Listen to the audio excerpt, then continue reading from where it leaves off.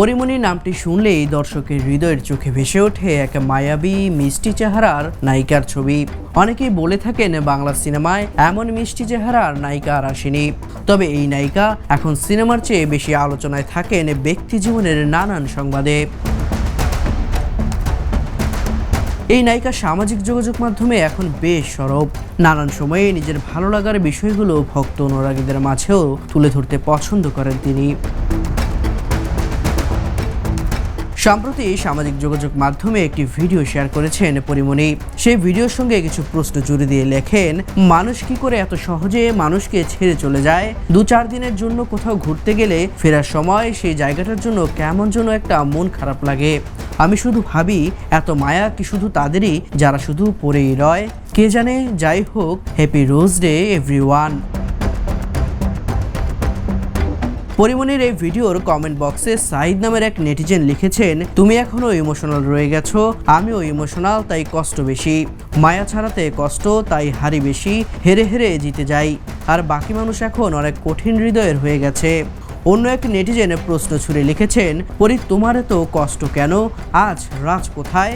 যদিও সেই প্রশ্নের জবাব দেননি পরি।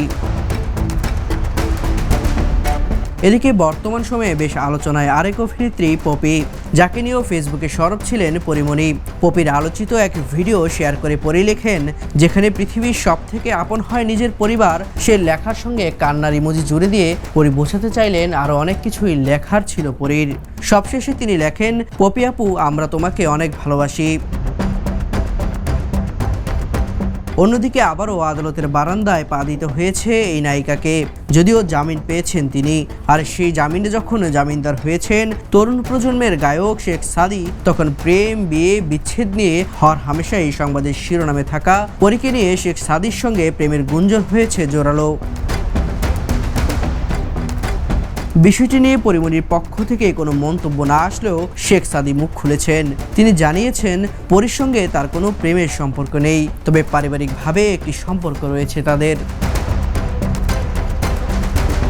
সাদি আরও বলেন, পরিমণির সঙ্গে আমার প্রেমের সম্পর্ক হতেই পারে না। পারিবারিকভাবে আমাদের বোঝাপড়া ভালো। আমাদের পরিবারের সদস্যরা তার বাসায় যান, তিনিও আমাদের বাসায় আসেন। পারিবারিক সম্পর্কের বাইরে তার সঙ্গে প্রেমের কোনো সম্পর্ক নেই। মানুষ না জেনে না বুঝে আমাদের নিয়ে রিউমার ছড়াচ্ছেন। দেবরায় দীপ্ত, দ্য নিউজ।